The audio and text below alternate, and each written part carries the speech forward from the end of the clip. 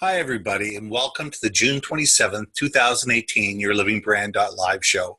My name is Ben Baker, and my company is Your Brand Marketing. Now, 9 to 5, Monday to Friday, we tell our customer story. We consult, we do workshops, and we do keynote speeches on brand message, market vision, and value. What does that mean? We're the storytellers of your brand. We want to know what you do, why you do it, who you do it for, and most importantly, why should they care? Because when your clients care, you stop being a commodity. You stop being a bid on the sheet, and you start being a valued partner. You start being the person that people call up and say, help. How can you help me? How can you make my life easier?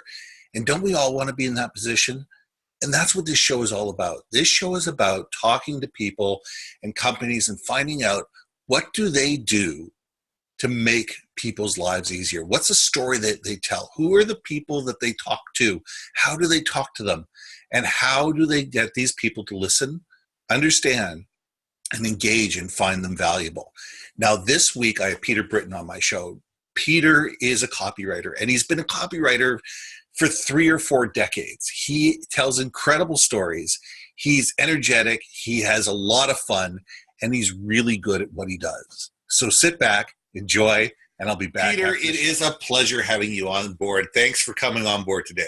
Thank you, Ben. It's nice to be invited anywhere. You know what? It is true. It says an invitation is always a wonderful thing. It means people love us, right? Well, I don't know about love us, but at least they want us there. Exactly. Or they're willing to take our Visa card. Yeah. Yes. How about both? That's right. As I told somebody, somebody asked me what my membership number was the other day, and I said 4516 ... And they took them a second to figure it out. Yeah. Well, I have a membership number, which I can tell you, but I also have an expiry date, which I can't. Exactly. Well, you know what? We all have a best before date. Yes. And we're all working up to that date. My attitude is one day at a time and keep smiling. Yes, please. So, for people who don't know about this show, this show is all about, it's all about what makes you unique, what makes you different. And I mean, you've had an incredibly unique, life and an incredibly unique business life. It's, what are the things that you do? Who do you do them for? What makes you valuable? What makes you different? And that's the type of things my clients want. So let's start there. Let's look at that as a question. Tell me your story, Peter. Well, I'm a copywriter by birth. I always say that writers are born, not made. I learned a lot of stuff along the way, but if you don't have a passion for writing, you're behind the 8 ball to begin with. Exactly. I was lucky. I started my working career in the broadcast business in news and sports here in Vancouver. Mm-hmm. My first job was actually at a station which a lot of the stations I worked at don't exist anymore. I worked at CJOR, which was— I remember CJOR. Okay. That's all talk, all news. And I learned how to write in a specific style, because the news style is foreground programming. In other words, you want people to actually listen to what you're doing. It's not music that plays in the background while you're doing the dishes or driving your car or a million other things. We actually want you to listen to what we're saying. So right. I have to be foreground. And I was taught at a very, very early stage of that career to always write in the active voice in the present tense. Mm-hmm. Everything happens in the here and now, and everything is done by somebody. It isn't something that happens to somebody. Right. So after spending 10 years chasing fire trucks and sitting in courtrooms and listening to lawyers and politicians and labor leaders, I decided one day that I didn't want to do that anymore. Mm-hmm. And was interviewed at an agency here in Vancouver that was in the direct mail business, which I knew absolutely nothing about. And the president of the company said, can you write copy? And I said, well, I'm thinking with my news copy. Yeah, of course I can write. Of course I can. I'm a writer. Of course I can. That's right. He handed me a sales letter. Yeah. And I'm going to date myself here. He handed me a sales letter, pointed at a typewriter, and said, rewrite this. In the news business, you're constantly rewriting, because obviously the news doesn't always change every hour, so you have to make it interesting every hour. Right. So rewrites are second nature to me. So I sat down and rewrote the sales letter, handed it back to the president. He crumpled it up, threw it in the garbage can, and asked me when I could start. And I said, well, I can start next week, but I'm a little confused. You didn't even read what I wrote. And he said, I can teach you how to write a headline. I can teach you how to write an order form. I can't teach you to have whatever it is that made you just sit at the typewriter and actually do that job. Just take the assignment and run with it. He says, I can't teach that. If you don't have it, you're not going to be any good to me here, because everybody here has that similar attitude of, I want that assignment, as opposed to I hide from the assignment. Right. So I started. It's the pick me attitude. Yeah. You know, I always like to say that I have an affliction with my right arm. In a meeting, it always goes up to say, me next. I want to do something. Well, you can use your left every once in a while, just, you know, to change things up. No, I'm very right-handed. Oh. So I worked at the agency for a while. Then I worked in the list business, in a list broker, list management company, learning about the market, learning about the people that you're writing to. Right. I always like to say that a writer has to start from not what's the product, but who am I talking with? Right. Who's your audience? Who's my audience? If I don't know that, I can't write anything. So I have to start there. And in the list business, you really get into the minutia of the psychodemographics, who these people are, what their patterns are, what they like to do, how they talk, what their dollar figures they're comfortable with paying. So you get to learn all of those things. And I had a unique role in that I would go to our clients and say, hey, you're renting files from us. What are you testing? What are you mailing? And how can we make your tests better? And companies that we were managing their files, I'd go to them and say, hey, you got a great big file. It's time to test new stuff. So we were constantly writing tests, against challenges, against tests to see how to make their whatever they were doing better based on the lists that we were able to provide. And then one day I just said, I'm going to become a freelancer.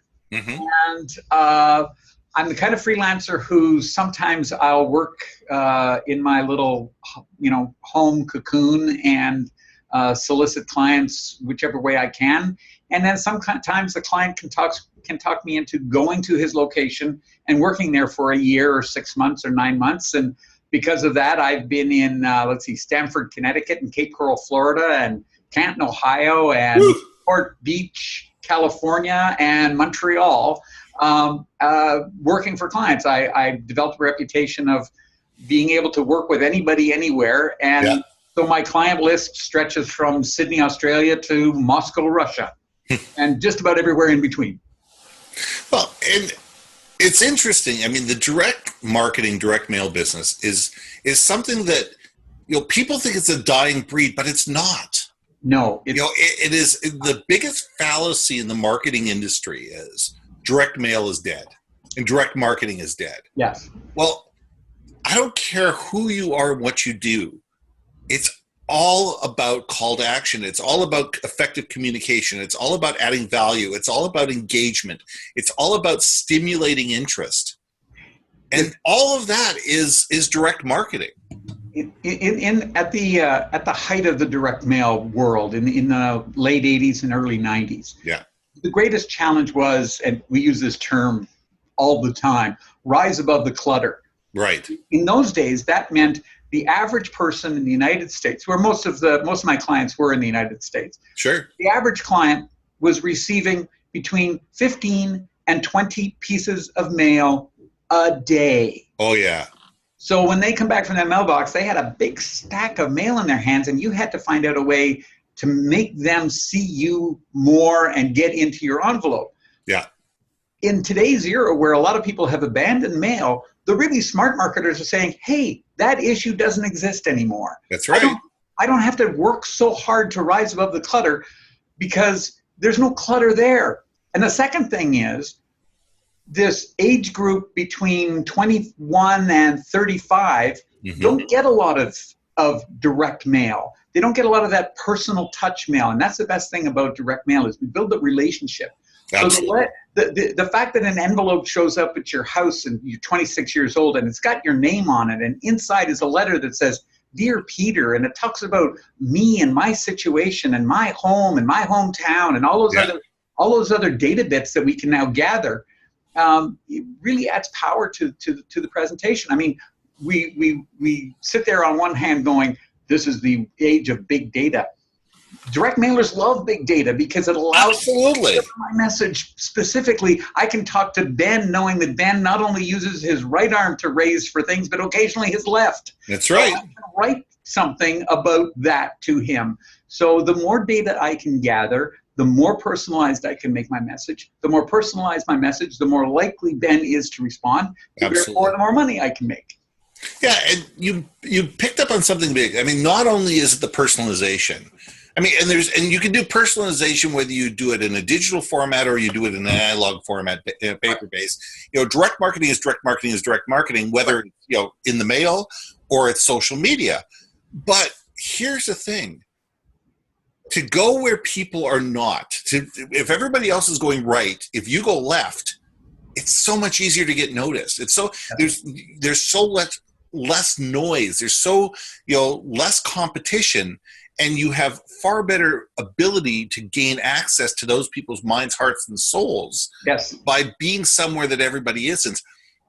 Not only that, with Castle, with Canadian anti-spam legislation, you can't do the direct marketing online like Canada, and especially now with the GDPR coming up in Europe. Yes. The ability to attack people, and I'm going to use the word attack because a lot of people do, online, you just can't do it anymore just because the regulation is getting so tight. So being able to go after people in a more compelling way, in a more engaging way, a more interactive way, through something that's tangible and and has a tactile feel to it, is going to get attention that email being one of 5,000 in the inbox never will. I used to have a client who sold men's shirts. Mm-hmm. And he had a 6x9 envelope with a wonderful brochure and pictures of all the wonderful shirts and a nice letter and an order form and all that. And he did okay. And then one day I said to him, "Why are we putting 3 samples of your shirts right in the envelope? 3 little swatches." Right. Because if you watch people, because as a writer, one of my jobs, I think, is to watch people. I watch people all the time. I watch people eating. I watch people shopping. I watch people walking down the street. Watch people when they shop and the number of times they reach over and actually touch the material. Yeah. And we sent these people 3 swatches of his finest material, his second best material, and his sort of ordinary material. Yeah. Sales. The good, better, best. Sales skyrocketed for all 3 product lines, simply because people could go, "I can touch this. I can feel this. Now I know." They can put it against their skin and know. Right. So if any of your product, you have to think, how do the people buy the product? Yeah. I'm reminded of a car dealer one time who, instead of sending out a postcard that said, "Come into the dealership, we have test drives this weekend," sent out a mailing, a simple letter to people who owned 5-year-old or older cars of a specific type in a specific geographic area. Mm-hmm. And his pitch was simple: "I'm coming to your house. I'm going to drive this new car over to your place. You're going to get in the front seat. You're going to go drive it around the block 2 or 3 or 4 times so you can get the feel of this car." Because that's what you do every day, is you come out of your house, you walk into the car, you get into it, and you drive it. So if you're painting a picture that how this car is going to feel in this guy's driveway or in this woman's driveway. Well, even better than painting the picture, I'm going to actually let you do it. Yeah. So I mean, we talk about now about, I'm going to give them a free sample of this or a free sample of that. I want to give them not a free sample. I want to give them a free experience. Yeah. And if I can do that, I can make that connection. You talked before about direct mail and direct marketing. I love the term relationship marketing. Yes. What I try to do is I try to build a relationship between my client and someone he does not know. Mm-hmm. He thinks he knows them, but he probably doesn't know them. And how do you build that relationship? And you just think of any human interaction we have. We build relationships through personal contact. Yes. Not through, hey, we all like the Canucks, or we're all hockey fans. It's the personal relationship of, sitting on the edge of your seat in overtime in game 4 of the series, and knowing that, Henrik Sedin is crossing the blue line with the puck, what does that feel like? Yes. So that personal connection that you have of, yeah, I can remember doing that at home. Wouldn't it be better to do it here in the rink and buy a season? Well, it's the we are all Canucks, that whole philosophy of if all of a sudden you're part of the nation. Yes. You're not on the outside looking in, you're part of the tribe. You always want to include. Absolutely. And the more, going back to our conversation about identifying the psychodemographics, the more I know about you, the better job I can do of connecting with you to bring you in. Because yes. Now, here's the great dichotomy of good copywriting is what I'm going to do is, and a line I like to use is, I'm going to treat you exactly like everyone else, like an individual, a unique individual. Yes. So you're going to be treated the same as everyone, special. Right. And how do you get that message across? Whether it's direct response or even just general brand advertising, you have to realize that the people at the other end have to be treated uniquely, yes, but the same. My challenges that I have are probably the same as 5 or 6 other people in my building, but they're still unique to me. Yeah. So how do I sort of marry that? My challenge is you're not alone, but you're unique. Yes. Well, and I mean, social media promises that and never delivers. No, it doesn't. The reason why it doesn't deliver it is because people don't work at it. The reason is everybody's, and I'm going to get back to this. It doesn't matter if it's social or if it's direct mail or anything like that. People assume one and done. Yes. People assume I sent out the information, the world is going to beat a path to my door. And you said something really important. It's about building the relationship. Yes. Relationships are not built with one piece of direct mail. Relationships are not built with one social media post. Relationships are not built with one, trade show exhibition. Yes. It's the continuation. It's the listening. It's the responding. It's the engaging. And the more you can be listening to your clients, the more you can give your clients, even if it's direct mail, give them a reason to call you. You brought up not just the direct mail piece. That's the start of the conversation. What you're doing is you're inviting people to be part of a conversation, and you're great at that. You made a great point there about trade shows. I've worked on campaigns for a lot of trade shows for clients, and for some reason, clients think that trade show.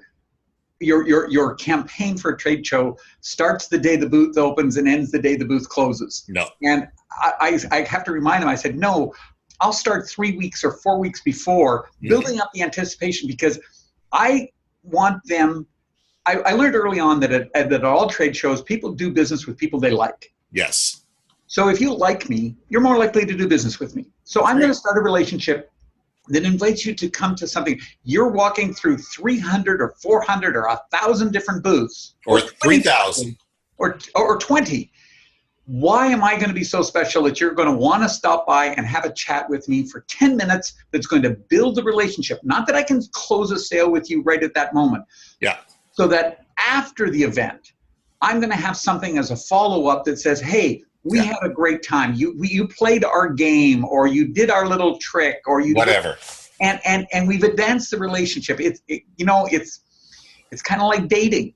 If you see the person of the opposite sex and you walk up and say, I want to marry and die with you, you're going to get very, very, very, very, very, very few people who will say yes. Yeah. If you ask them for coffee, or if you even strike up a conversation about, hey, I see that you're reading this magazine. I love that magazine. You're starting to build a relationship. That's what you have to do with your consumers, with your customers. They want to have that relationship, and the onus is on us as marketers to build it for them, with them. Yes, and it's much about listening and responding as it is the initial conversation. Because you said that for trade shows you may start 3, 4, 5 weeks earlier. Well, the reason being is people may not see your first ad. They may not look at your second ad. They may glance at your third one. But the fourth one, they sit there and go, oh, wait a second here. Let me take a look at this. And by the time they've got the fifth or the sixth one, you know what? They're interested and they're engaged and they're writing down your booth number and they're making sure that when they Google that trade show, you know what? This person made an effort to actually get to know me and to try to form a relationship with me. I should at least go and see what they're talking about. Yes. Yeah. And it doesn't matter if it's direct mail or social media or any type of marketing. It takes time, it takes effort, it takes being deliberate and building a process and building a relationship and listening to how people respond to what you're doing. And that's, you should talk about A/B, what you guys do with A/B testing. Well, I mean, A/B testing, to me, if you're not testing, you're not living. True. I mean, and people have to test smart. First, when I talk with clients, I always start with test smart. Mm-hmm. Don't try to test everything. Pick something. Start with a question. Don't start with an answer. Start with, what are you trying to really learn here? Are you trying to learn that if this headline does better than that headline, does this image do better than that image? Yeah. What are we really trying to achieve here? Are we trying to get more calls, or are we trying to get more sales? What are we really trying to do with our testing?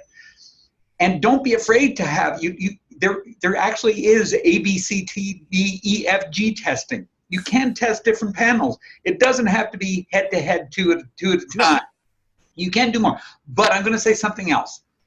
This is one thing that I think a lot of people in our world, in the marketing world, ignore. And people love to do this. And some of the greatest marketers in history would do this.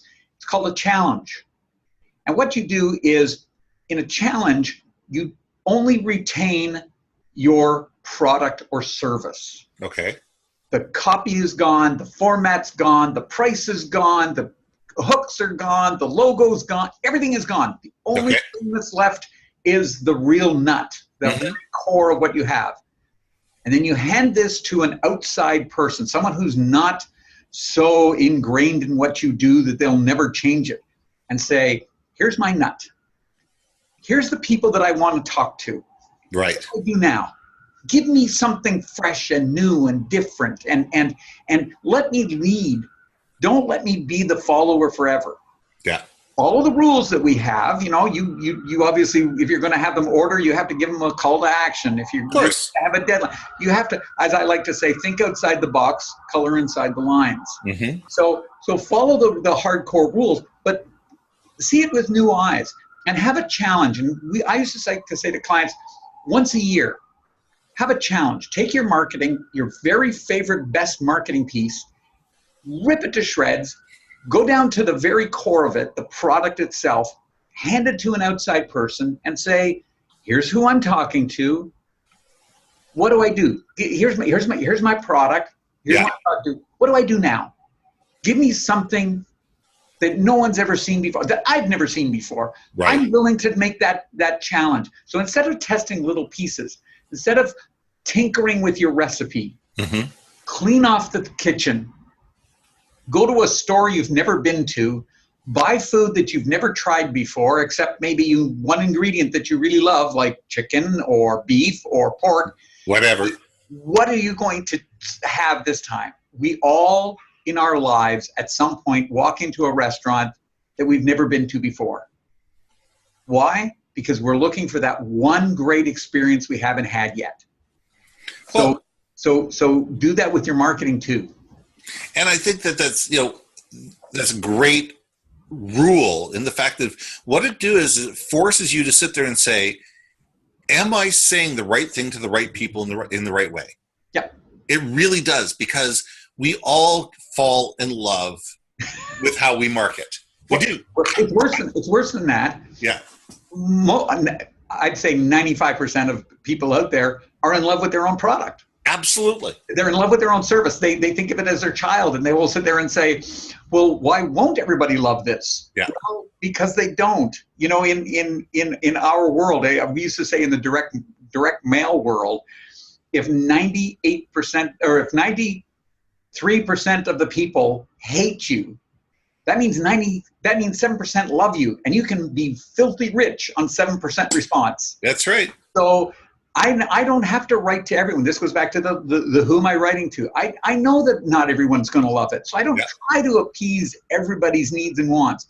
I target the people that I really want, and I sit there and realize that not even those people, not every one of them is going to be in love with me.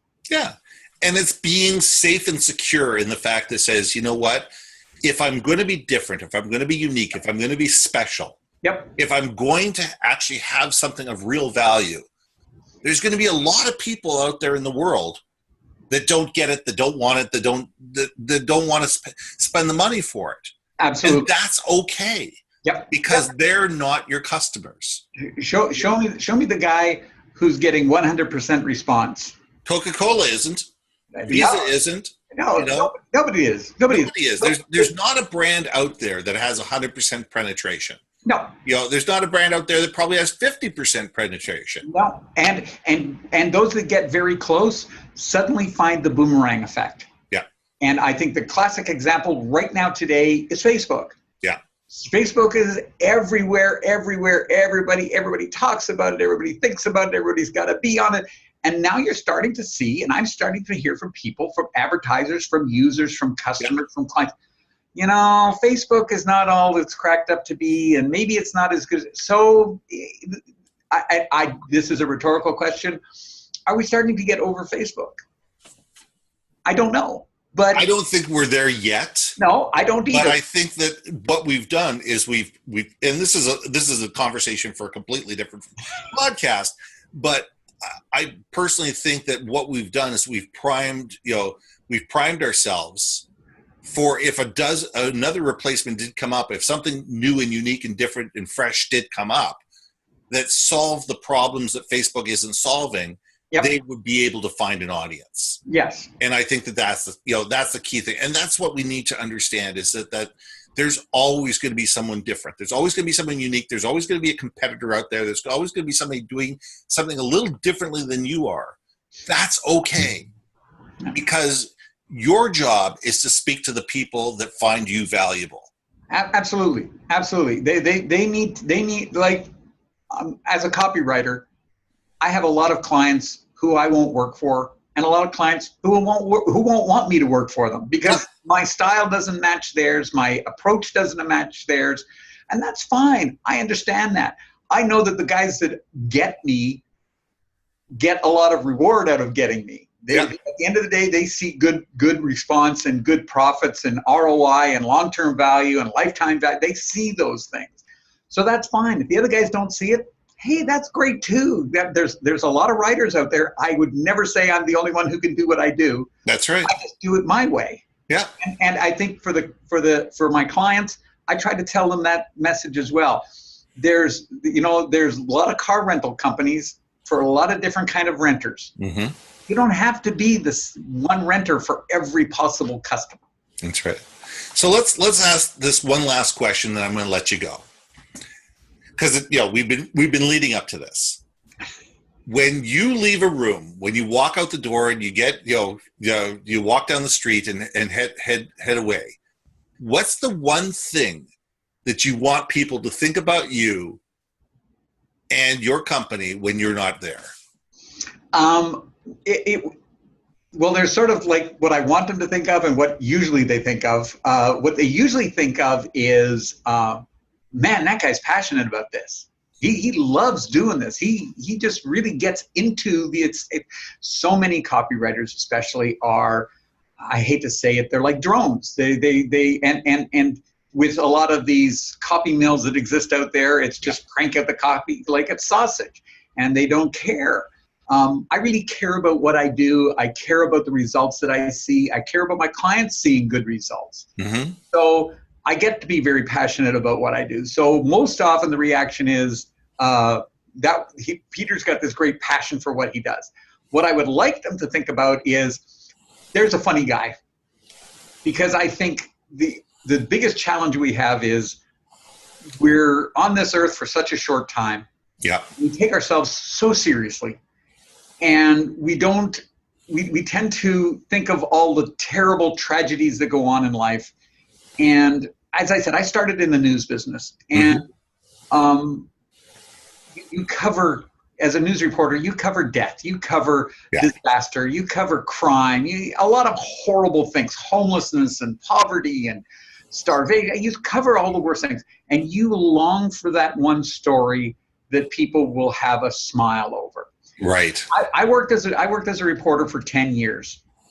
For years after I was finished, the number one story that people would remind me of was a story I did years ago in British Columbia. You weren't allowed to do polling during an election. Right. There was a hamburger place in Vancouver that sold 3 different kinds of hamburger. At the time, it was the NDP, the Liberal, or the Socred burger. And that's how they did the polling. Yeah. I did the story on it for one election. And at the end of the story, I sat there with the 3 hamburgers in front of me, and I finished the story by saying, as an impartial reporter, obviously I don't want to make a choice here, so I'm going to make this wise, healthy choice. And I grabbed a big glass of milk, took a big swig of milk, and ended up with this big, huge milk mustache and said, Peter Britton, CBC News, Vancouver. Yeah. Years later, I had people coming up to me and saying, "You're the reporter who had the milk mustache." Perfect. Because if I leave the room and people think, he doesn't see the worst. He sees that life is life, and you got to enjoy it. And you got to have a laugh now and again. I wish I could do that. That's what so I know I leave with, wow, he's passionate about what he does, and he really wants to get those great results. Yeah. But I hope that they also at some point will think to themselves, that was a good joke he told us, or that was a funny anecdote that he had. I really appreciate that. And it eased my day or made my day a little funnier. He knows how to be serious, but he knows how to laugh too. Perfect. Well, I'm going to let you laugh out off air, so you and I can have a laugh as soon as we're done. You bet. Yeah, thank you very much. I'm just going to say goodbye to the audience, and I'll be right back. Peter was a great guest. Thanks a lot for joining us. Now, my name is Ben Baker. My company is Your Brand Marketing. 9 to 5, what do? We tell your story. We help you engage the right audience in the right way so they listen, they understand, and they engage with you. We deliver keynote addresses, we do workshops, and we consult on brand, message, market, vision, and value. Let us help you tell your story more effectively. But every Wednesday at 10 o'clock on the West Coast, this is the YourLIVINGBrand.live show. Welcome to the show. We'll look forward to seeing you next week.